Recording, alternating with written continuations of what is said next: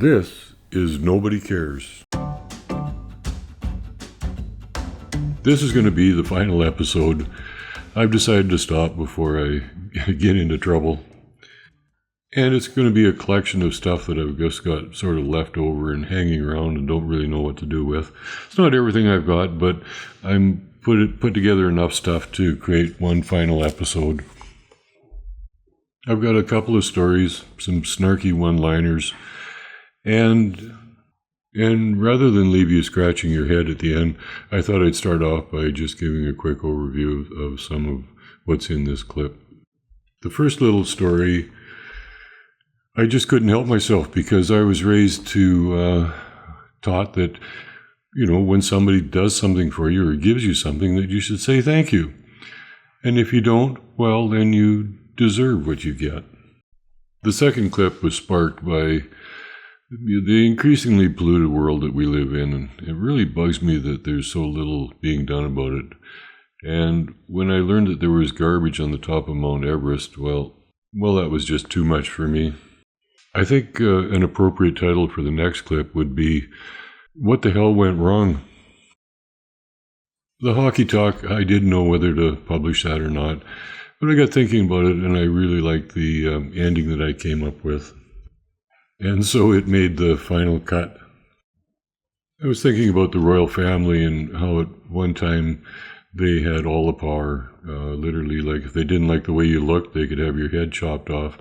And now, of course, all their power is ceremonial. And so I have a snarky take on that. And besides, she looks like a knuckle cracker to me. Fingernail? Well, I know you're going to roll your eyes, but maybe I'll get some credit for creativity. And the last story, which I've been calling Roman Collar, I recorded months and months, almost a year ago now. It was one of the very first things that I recorded. And I've been wondering what the hell I was going to do with it, where it might fit in. And when I thought about it, it's, it just might be the perfect ending. So, hey, thanks for listening. It's been a rip. Cheers. Welcome, everyone. We're here in Alberta today for the grand opening ceremonies for the Trans Mountain Pipeline. And we're going to have it all for you. All the speeches, all the ceremony, and of course the ribbon cutting. We should be getting underway here shortly. The people just milling around on the stage right now. Already on stage, of course, Prime Minister Justin Trudeau, Premier Danielle Smith, looking absolutely resplendent today in her orange pantsuit, and wearing her signature plastic earrings. And there's a festive mood, of course. In fact, just a few minutes ago, the Premier leaning forward and touching Justin lightly on the arm and sharing a joke with him, the two of them laughing, having quite a laugh about whatever it was that was said. It's not just the Premier that's here, but quite a number of her cabinet members are on stage waiting for the ceremony to begin. And now I see Justin moving, mingling back with them, shaking hands and sharing pleasantries. Oh, and now coming up on stage is former Prime Minister Stephen Harper. And he's getting a nice round of applause from the audience. Quite a crowd on hand today for this ceremony. I have to say, old Stephen's looking pretty hale and hearty. And his hair is perfect, of course. And now some people in the audience get their teaspoons out and are waving them. I'm not sure I was expecting that today. I thought that was over and in the past, but the teaspoon, of course, being a symbol of the amount of dirt that he moved as far as pipeline construction goes during his 9 years as Prime Minister. Okay, now we're still waiting for things to get underway here, and I'm waiting on my colleague. We've been given exclusive access to Danielle Smith's speech today, and we're going to give you the highlights from that. The little bit that I know now is that it's obviously going to contain profuse thanks to the Prime Minister for helping landlocked Alberta triple the amount of oil it's able to get to Tidewater, and also for creating thousands of high-paying jobs. Not to mention the billions of dollars that it's going to add to Alberta's coffers.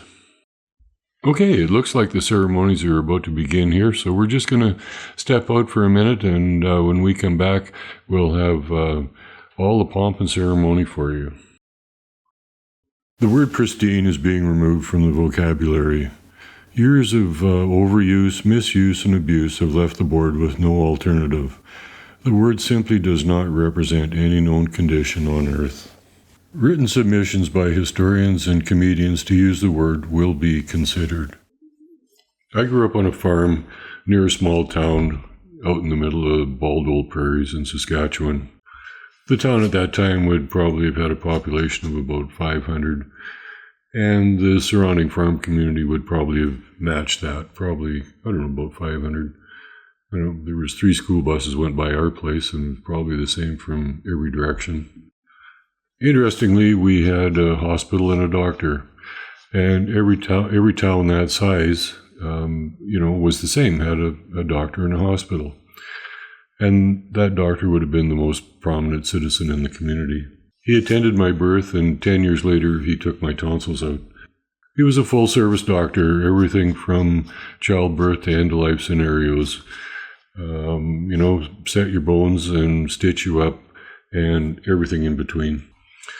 We didn't have anybody that was wealthy or rich. There were a few that were obviously doing better than others, but and there was a little bit of poverty. Mainly, I'm going to say, because there were some families that had more kids than they could actually afford, and a few single mothers there who'd lost their husbands for one reason or another, who depended a lot on local charity. So I'm going to say that we were all what would be classified as, we'd all be middle class, I guess. And it just seemed to me like every kid had a bike, a ball glove, and a pair of skates. And every family was the same in the sense that mom stayed home, raised the kids, made the meals, looked after the house, did the laundry, I suppose, all of those chores. Dad was either a farmer, and that's where their income came from, or had a business in town, or just worked. Every yard had a garden. Every Sunday the churches were full, and every family depended on one income. And owning a home was not out of reach for anybody. So like every Canadian kid, I grew up playing hockey, played all the way through my school years at home. And then when I went away to college, my 10, 11, and 12, I actually made the team in grade 10, even though I was, playing with grade 12 students for the most part. Now, I don't have any hockey sense, so I'll just admit that right up front here. I didn't want the puck. When I got the puck, I got rid of the puck. So why was I on the team? Well, I played defense always. I was big. I was always big for my age, and growing up on the farm, we had chores to do. Dad had us out shoveling grain when I'm 12 years old, I'm sure, my brother and I. And so I was strong for my age. The one thing I had going for me was I could skate. I was a good skater, and could skate backwards. Of course, you need that if you're playing D. And I could get around. If I was in trouble, I could get back. So that's why I was on the team. There's no other way to, there's no sugarcoating it. And, just tie people up, pin them against the boards, and that's where you stay until I let you go. Now, I wasn't a goon, that's for sure. We didn't have goons back in those days. I wasn't going to have to fight anybody on the other side. In fact, for my 10, 11, and 12, I don't think I ever got into a fight. Maybe the odd wrestling match. We just didn't fight back then. What you wanted to do was hit somebody and then avoid getting hit yourself. That was so, and it was the perfect era for me too. You could literally do anything back in those days. Hook, hold, slash, cross check, and it was just part of the game. If you blatantly trip somebody, that would get you 2 minutes. But the other interesting thing about it was that once I went away to college, I never played an indoor game of hockey again. Everything was outdoors. Now, I couldn't tell you really a thing about grade 10 hockey. It's so long ago. Nothing stands out. We played our games. That's it. I don't remember anything. So Or my 10 or my 11 and 12, I was at St. Louis and at Notre Dame at St. Louis. And again, I make the team and play in the same position, defense, and same kind of responsibilities. So I'll just tell you a little bit about our coach there. We called him Jigger. And actually it was Father Giguère who was he was the guy that was around supervising us most of the time. In the evening, he'd be the guy standing there as we all climbed into bed and by the light switch and then turn the lights out and hang around till we make sure there was not going to be any trouble or riot or anything. And then he'd slip away. And in the mornings, here he is he's the one turning the lights on in the morning, time to get up. And but we called him Jigger. Now, he didn't like me. One of the reasons is because I didn't want to shave. Now, I didn't have much to shave. Could have maybe grown some sort of a goatee and a little bit of a mustache. But every morning he'd give me the signal to shave. And I'd try and get away with it. And it was this little game that we played. And anyway, there was this dislike between me and Jigger. And he was always around, like in our free time down in the gymnasium area and the pool tables and all that. He'd be standing in the corner keeping his eye on things. But Jigger was also the coach of the hockey team. Now that changed things. It changed him. He was pretty passionate about the team and about hockey, and he wanted to win. And so a lot of his standards for conduct went out the window. Hockey, there's... I think that when God hears there's a hockey game, I think he maybe goes and takes a nap because a lot of the colorful language that gets used in hockey would certainly not be permitted for our day-to-day lives. And if we'd got caught swearing, we'd have been admonished and, chewed out for that. But when it came to hockey, somehow it was allowed, and Jigger just seemed to turn a blind eye to it. Like I said, it seemed, it's part of the culture, right? And so we were allowed to be a lot more colorful. And I can remember Jigger taking me aside, well, not really taking me aside, but mentioning to me, or making comments to something like, you know what, that number 14, he's the guy that makes that line work, right? That kind of thing. And I knew what he meant, and then sure enough, every time 14 was out there, he'd have me on the ice too to try and see if we could just neutralize this guy, Now again, I can't really tell you too much about hockey at Notre Dame. I'm going to guess that there was 5 other towns in our league, and we would have played them, and I'm not really sure about any of all of this, each town 4 times, 2 away and 2 at home. And that would only be a 20-game season. That doesn't seem like quite enough for a long winter. So maybe there was an extra team in there. I really don't remember. But there's one team that I'll never forget, and that was the team on the reserve. And they were unforgettable games. First of all, I'll tell you, you're going to find this funny, because what we did for our away games is we got fully dressed, put on all of our equipment, except for our skates, and they had these vans, and then we'd all pile into the vans and drive for half an hour until we got to where we were playing. And then we'd put our skates on there. There was always a room for us, a shack of some kind for us to go into, and put our skates on, and we'd play the game, right? And so this one evening, whatever it was, Saturday afternoon, I forget, and it's the one game that I remember the most, let's put it that way. And so we're going to the reserve to play the game.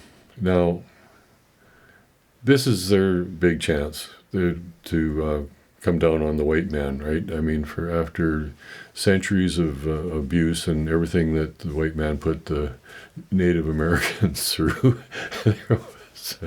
this was Revenge Day, and it always was. Now, when they came to our building, to our rink to play, they were a lot calmer, more better behaved, shall we say. But those games over there were brutal. Anyway, this one particular day, there was rules about like outdoors. At what point does the game get canceled because of weather? And I don't remember what that was. I'm going to say, and this is in Fahrenheit, -15. If you didn't play -15, you probably wouldn't play much hockey, because back in those days we actually had winter. It was cold all the time. And then it would depend on the wind after that.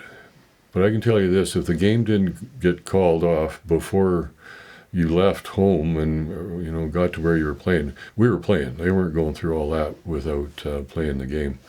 And it was bloody cold that day. We had a wind going. And they had this shack there, and it was tiny. And there was a potbelly stove in there. And they had overloaded the stove. I don't know if they did that on purpose just to get at us a bit. And when we got there, that thing, the whole shack was almost on fire. It was that hot. You literally could not go inside there. It was just, and the fire had sucked all the oxygen out as well. And I'm sure you could see that shack from outer space. It'd be this little red dot. And it's freaking cold. But we got to put our skates on, and we don't want to stand around outside too long. Skates are going to get cold. You want to put them on while they're warm, at least to have warm feet for a few minutes. And we had to just sort of take turns and sit right beside the door of this little shack and put our skates on, and then get out and let two more guys go in there and sit by the door, put our skates on. And honestly, it was, you literally could not go inside there. I don't know what the temperature would have been, but those games were brutal. There's lots of things you can do with a hockey stick. One of them is handle the puck. And so, like, when they had the puck, that was okay. Like, they were really competitive. They wanted to win that game for sure, as much as we did, and we had good games with them. And but it's when they didn't have the puck that trouble started. And we used to get like the stick in the ribs and the back of the legs and the stick across your arms. And they weren't shy about it, and you couldn't get a penalty for it. And everybody came out for the games. Like they would completely surround the rink. And the wire mesh that they had wire mesh around the end of the rink to stop the puck from going out, but the mesh wasn't high enough, and it didn't wrap around far enough. And the puck was the puck was always going outside and over the boards and into the snow. And when that happened, the little Indian kids would run, and the puck would be buried in the snow, and they'd dig around, they'd find the puck, and then they'd run with it. This was a big game to them. And then some elder to be chasing the kid to get the puck back. Like, this isn't the NHL. We don't have an unlimited number of pucks, and everyone was precious in a way. It was a total zoo, these games. The bruises we had after those games but that's just the way hockey was back then. It was a great, great era to play in. I look at the game today, and yeah, I get it, bigger, faster, stronger, and all of that. And we didn't wear helmets. We wore a toque. It's cold out there. But there was respect for each other. Nobody swung at your head. That would never happen. And I honestly don't recall, in those 3 years of playing that style of hockey, anybody ever going for stitches. Now, there's probably some luck involved in that, and perhaps I'm not quite remembering everything, because, you get hit with the puck, right? But as far as getting hit, somebody's high sticking you, didn't happen. But anywhere below the shoulders was fair game, that's for sure. So I will always remember those games. Stepping on us white boys, stepping onto that rink, surrounded by indigenous North American First Nation Indians, all screaming and hooting and hollering for their team. So I kind of know how General Custer felt. Every time I cut my fingernails, I think about my great-grandma. And I really only have one memory of her, and this was at her house in Langley, and I'm probably only about 4 years old. And the actual memory is kind of misty. I do remember the white hair, but after that, it's things are sort of out of focus. But that's okay.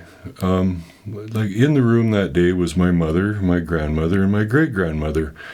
And so it really is a very warm memory for me.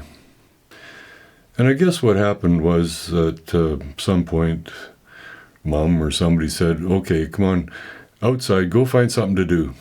And so, now I do remember the house. It was a white bungalow, and the two doors, the front door and the back door, were both on the same side.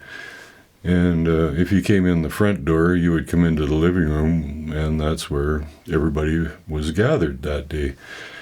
And I decided to go out the back door, which meant, and probably running right at that age. Down I go through the kitchen and out the back door.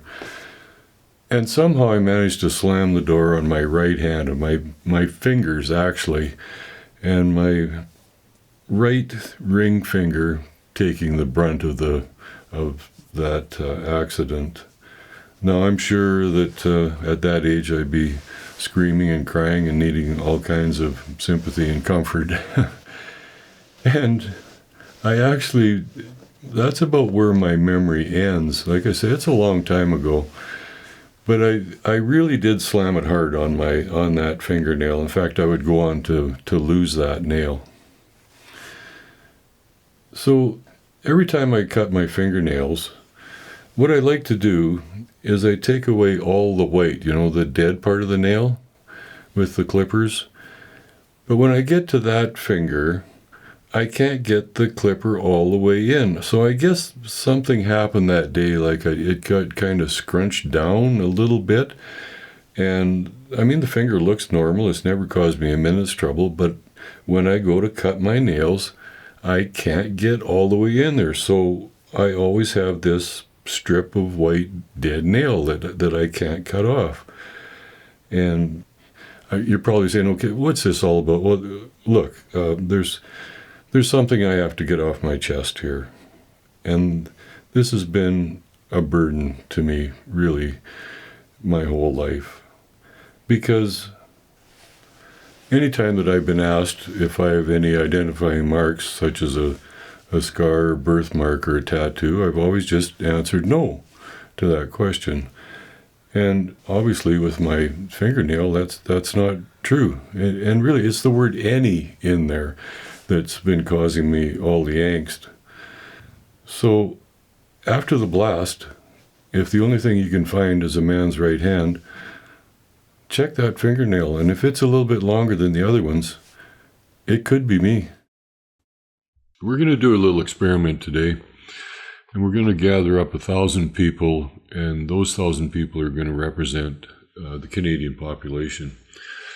And the only demographic that we're really going to be specific with is income bracket.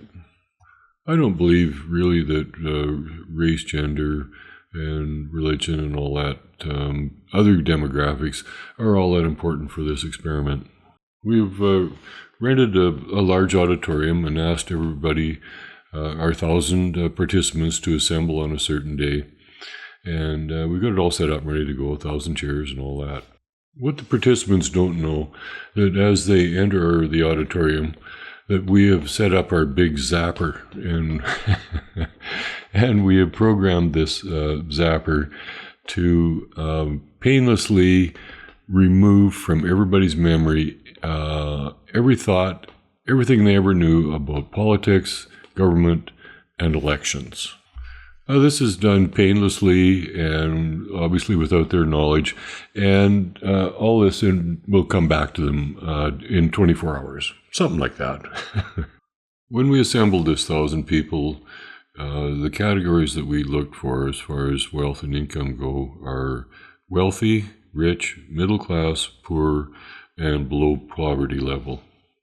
We have 1% for wealthy, which would be 10 people, and that is absolutely absurd to think there are 10 wealthy people for every 1,000.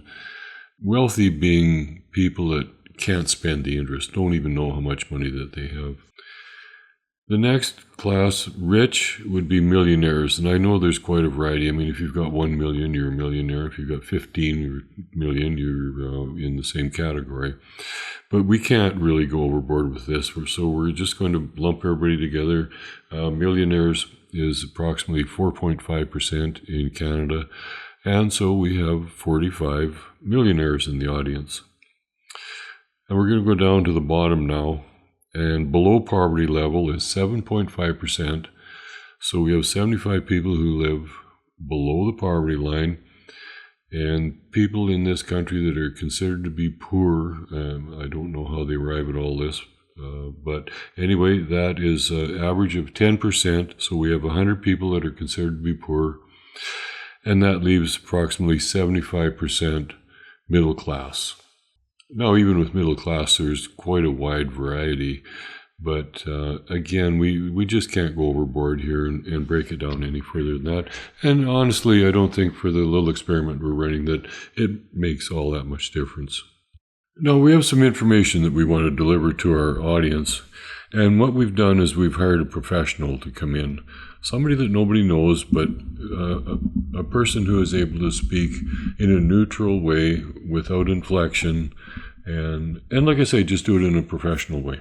The information that we want to impart to the audience is about government, and what the government's function is, but just a very brief overview. And then we're going to have them explain to the audience that there's competition to see who gets to run the government, and that there are different views about how this government should be run. And this is where they will learn about politics for the first time.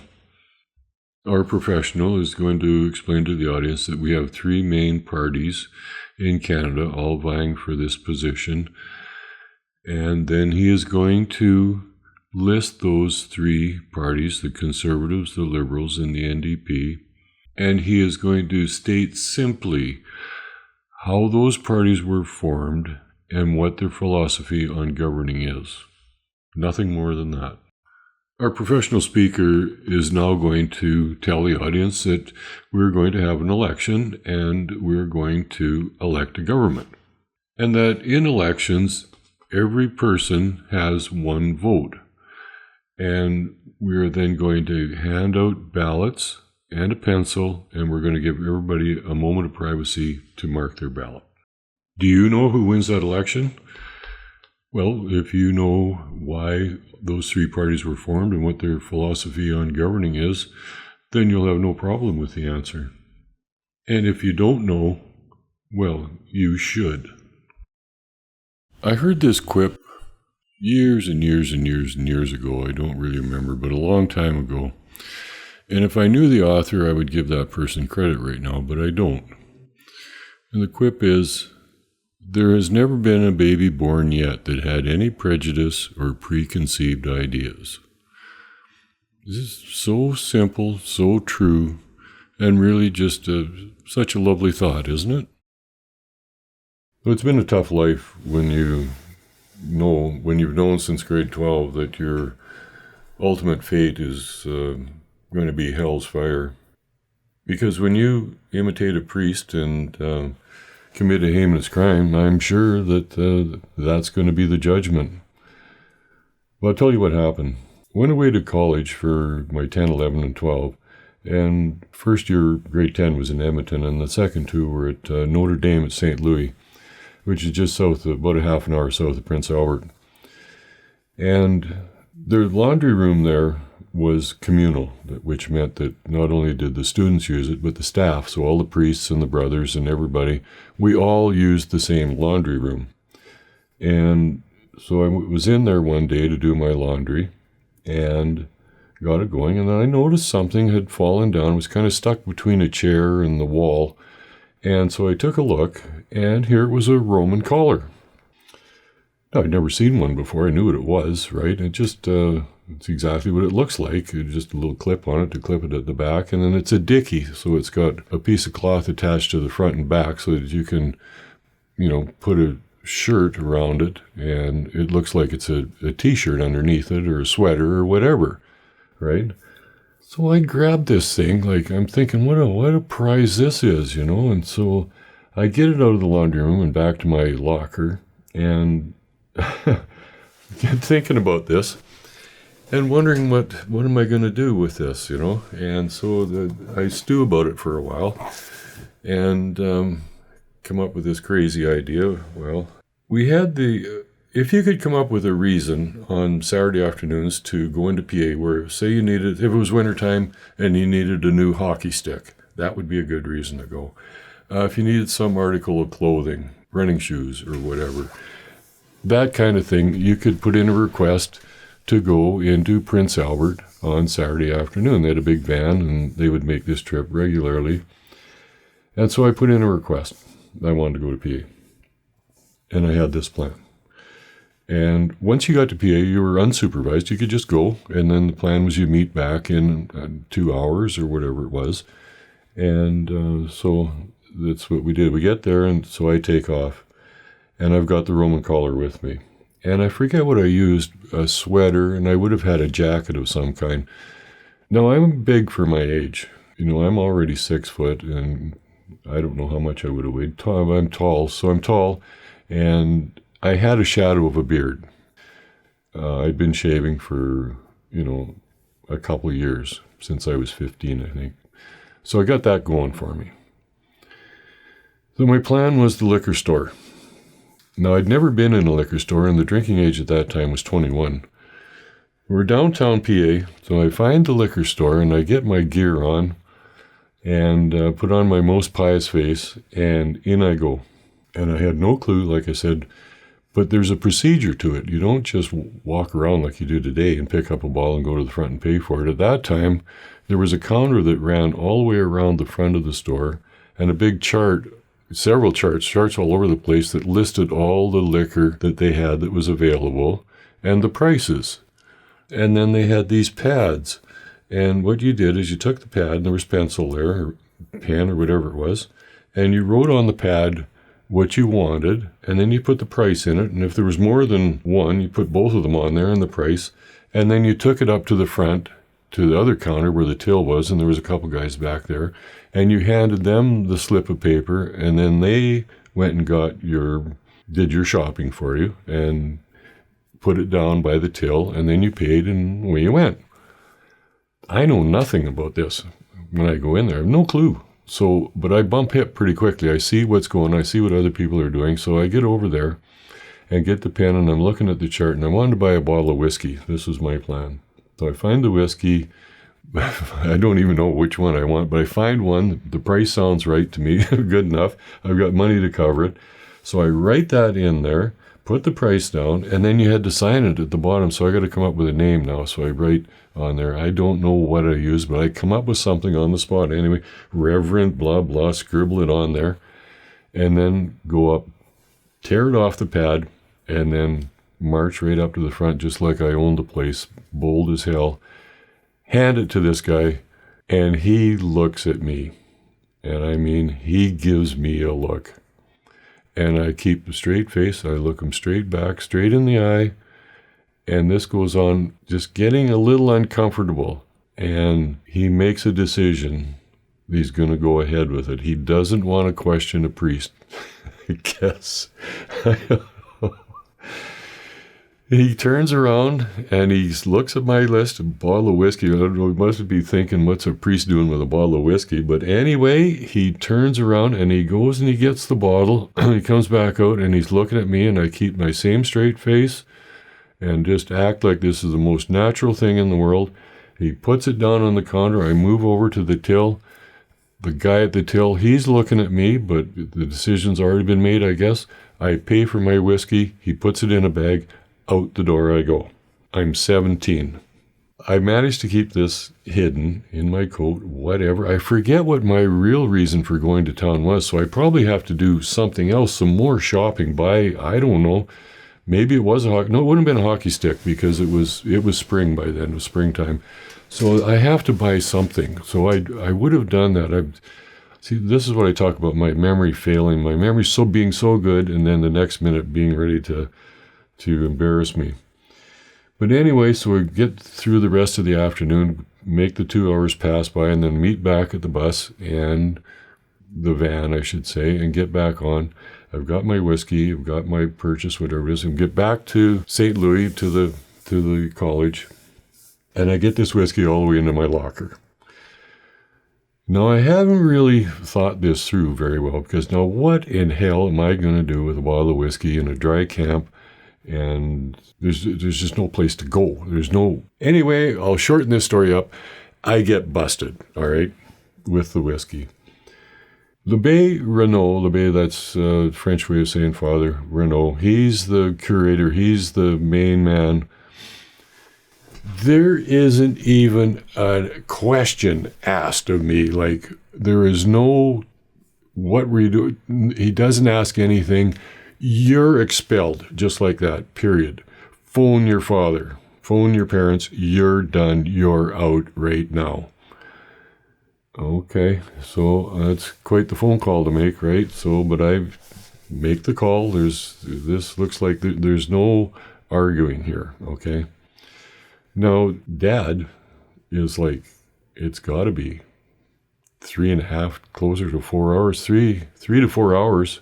Anyways, that's the longest 3.5, 4 hours that I ever spent in my life. He shows up. I forget what I did for those few hours. I don't think I had to stay like in the rector's office. I think I was allowed to leave and go and pack my stuff, I suppose. And so finally Dad shows up, and I told him over the phone what had happened. He doesn't say a word to me, not a word. He goes into Renaud's office. You know what? I should describe Renaud. He was an older man, tall and thin, and he looked like a cadaver with his eyes open. Okay, that should give you some picture with this man. Dad is in there forever, a long time. Well, Dad finally came out. It seemed like an eternity, but he had this look in his eye like, okay, I've won here, and he tells me that it's okay, you're going to be allowed to stay till the end of the year to finish your grade 12. I can't help but think that that maybe there's a new orphanage in Brazil somewhere, or a couple new stained glass windows at the Vatican. But whatever he did, whatever he said, they let me stay, and I did finish my grade 12 there. It was a little tense for me. And so I did stay and finished my schooling, and it was never mentioned by any of the priests. They were pretty cold towards me, for sure. Screw you, I don't care. I'm a bit of a hero with some of the other students, right? I think, like I described to begin with, that imitating a priest is going to get me the ultimate sentence here when my day comes. So I think that the best that I can hope for now is that when my day does come, that old St. Peter's not too busy. Because I think if I can just get a minute of his time, that maybe I can get this reduced to a misdemeanor and avoid the eternal flames.